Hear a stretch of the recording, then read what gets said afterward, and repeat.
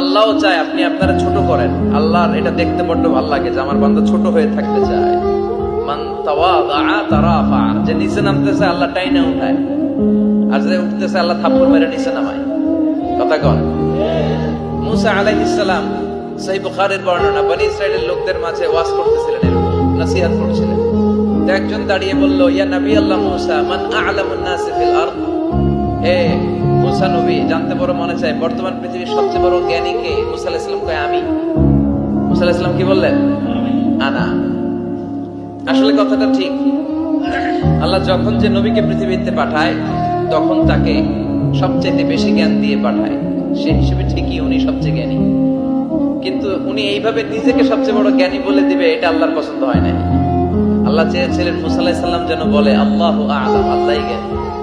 সুবহানাল্লাহ কইবেন না? কিন্তু তা না করে উনি কি করলেন?